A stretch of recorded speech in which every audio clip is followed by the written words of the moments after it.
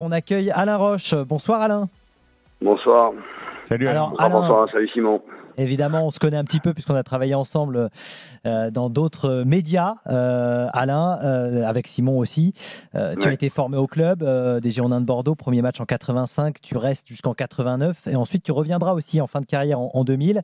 Au total, plus de 200 matchs avec le club, titre de champion de France en 87, de Coupe de France aussi 86-87. Alors forcément, quand tu vois ce qui se passe aux Girondins de Bordeaux actuellement, j'imagine que tu es touché.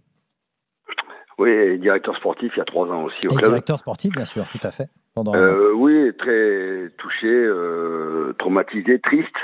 Triste avant tout pour tous les salariés que je connais au sein du club, tous les jeunes aussi du centre de formation et bien sûr les supporters. Personne n'aurait imaginé un tel destin dans ce club. Écoutez, en espérant que Gérard Lopez remette de sa poche ou alors qu'on trouve des investisseurs pour reprendre ce club. Mais c'est vrai qu'il y a un peu de colère aussi, quoi. Voilà. De la colère, et notamment, alors on va parler de tes souvenirs aussi, bien sûr, mais comme tu l'as dit, tu étais directeur sportif pendant 1 an, avant l'arrivée de Gérard Lopez, et tu n'as pas pu faire peut-être ce que tu voulais. Est-ce que c'est un mauvais souvenir? Est-ce que c'est une cicatrice de peut-être ne pas avoir pu rendre au club ce qu'il t'avait donné? On est toujours déçu de rester simplement 1 an, alors que pendant 1 an avec King Street, on a développé un projet. Je me souviens de toutes ces réunions, toutes les vendredis, qui duraient entre 2 heures et 3 heures pour définir la future structure du club, comment réduire les budgets, comment remettre le centre de formation au milieu du village, se rapprocher des clubs amateurs de la région bordelaise et 1 an après, tout foutre en l'air. Donc, bien sûr qu'il y a des responsabilités des dirigeants actuels, mais aussi de ce fonds d'investissement qui n'a pas voulu appliquer tout ce qu'on a pu travailler avec eux, quoi. Ce qui est assez triste. Tu le ressentais, ça, en tant que directeur sportif? Mais quand tu passes autant de temps avec eux à réfléchir, à faire des audits, à faire venir des gens expérimentés pour tenter de baisser la structure, le coût financier de la structure, pour le moment, qui était ahurissante. Hein. La première erreur, c'est d'avoir acheté un club 100 millions d'euros. Beaucoup plus que les Qataris qui ont acheté le Paris Saint-Germain. Donc c'est quand même devenu, c'était affolant. Il y avait tout le monde mangeait un petit peu dans ce club. Il y avait 60 voitures de fonction, plus de 200 employés. On peut pas gérer un club comme le Paris Saint-Germain avec autant de coûts financiers. Et l'objectif avec Jean-Luc Gasset, c'était de se maintenir déjà en première division, de tenter d'être 10 premiers et surtout de réduire la masse salariale. Mais la masse salariale et le budget du club, on la réduit pas comme ça. Hein. On a un coup de baguette magique, sachant qu'il y a des contrats qui étaient lourds. Et ces contrats avaient été mis en place quand même par Dagrosa qui voulait tenter de rivaliser avec le Paris Saint-Germain. Donc voilà, la grosse bêtise a été l'achat de ce club à un prix astronomique et des salaires qui ont plombé le club. Voilà, il y a un coût des fonctionnements trop important, mais ça a été plutôt pas mal travaillé parce qu'on avait fait un plan social avant qu'on s'en aille. Un deuxième plan social était en cours. Le club a essayé de réduire la voilure, mais quand vous n'avez pas de résultats sportifs, ça a un impact sur tout le club. Et encore, heureusement qu'il y a eu quelques joueurs du centre de formation qui ont pu être vendus pour un peu renflouer les caisses, quoi. D'accord. Alain, effectivement, aujourd'hui, le club va peut-être évoluer en National 2. On voit aussi pas mal d'anciens comme toi. On a entendu Gernot Rohr il y a un instant, d'autres anciens qui peut-être pourraient se mobiliser aussi à un moment donné pour aider ce club, pour qu'il reparte peut-être avec des anciens qui connaissent et qui aiment ce club. Alain, je poursuis la question de François. Est-ce que, par exemple, l'exemple de Sochaux, en fait, on a l'impression que comme Sochaux était un club déjà en difficulté, même sportivement, des gens se sont mobilisés peut-être un peu plus facilement.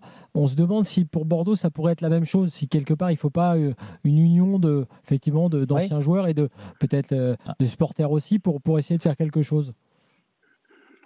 Si, il faut tout mettre en œuvre pour tenter de sauver ce club-là. Mais à un moment, il faut trouver des investisseurs financiers aussi qui veulent reprendre ce club. Je le sais qu'il y a des gens qui travaillent déjà pour la reprise. J'avais déjà entendu parler de Michel Telezarazu avec deux actionnaires. Je sais qu'il y a des investisseurs locaux qui travaillent aussi sur un futur projet. Voilà, il y a des gens dans l'ombre qui travaillent pour tenter de sauver le club. Et si ces gens-là ont besoin de nous ou qu'on se rapproche d'eux pour tenter d'aider, on le fera avec grand plaisir. Bien au contraire, on est totalement investi. C'est notre club de cœur. On a pour beaucoup été formé dans ce club-là et on n'a pas envie que je sais pas, je crois que c'est 120 ans ou 140 ans tombe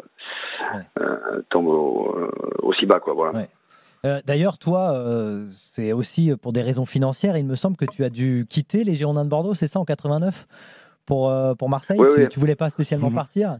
Bon, non, parce que vous étiez jeune, vous, mais Oui, il y avait quand même une guerre importante entre les Girondins de Bordeaux, qui est un des meilleurs clubs français, et Marseille, qui allait devenir.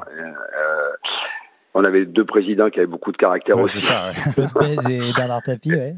Exactement, et c'est vrai qu'en 89, Claude Bèze avait convoqué avec Jean Tigana dans son bureau pour nous demander de partir à Marseille. Donc, vous imaginez bien, partir dans le club ennemi. Ah oui. C'était pas dans notre objectif, sachant que moi j'étais un jeune joueur. Mais bon, sous l'insistance du président Bèze et sous l'insistance aussi de Bernard Tapie, qui est extrêmement convaincant pour vous faire venir, surtout quand il annonçait les joueurs qui allaient être recrutés, écoutez, c'est pour ça qu'on est parti. Mais c'est vrai que le club avait besoin d'argent à cette époque-là, et on était peu de joueurs à être monnayables. C'est pour ça que... D'accord. Enfin, on le regrette pas du tout. Hein. On a continué notre vie, et heureusement. Oui. Et voilà, c'était après, tu as eu une carrière magnifique aussi au Paris Saint-Germain.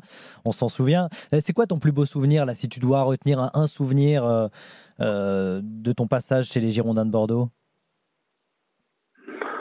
Ouais, je sais qu'il y en a beaucoup, j'imagine. Non, j'en ai beaucoup. Le plus ancien, c'est quand même quand vous avez 18 ans, vous gagnez la Coupe de France. C'est un souvenir incroyable. Et un des très bons souvenirs, on se rend pas compte parce que quand la dernière saison avec Jean-Louis Gasset, là, quand elle était au club il y a 3 ans, c'était une saison extrêmement difficile. Hein. On était à 2 doigts de la descente à un moment ou à un autre. On s'est sauvé à quelques journées de la fin et c'était un soulagement parce que quand vous êtes dirigeant, vous devez réfléchir collectivement, quoi. Voilà, et vous savez que le club est en grande difficulté financière, puisque je rappelle quand même que King Street nous avait annoncé qu'il ne subviendrait plus à nos moyens actuels ni futurs. Hein. Donc ça veut dire qu'ils ne payaient plus les salaires à partir du mois d'avril. Donc il fallait absolument sauver ce club. Et c'est vrai que le jour où ça a été le cas, c'était une grosse libération et un gros soulagement parce que personne n'a envie d'être le premier, hein, la première personne, le premier dirigeant à voir son club descendre en Ligue 2, quoi. Voilà.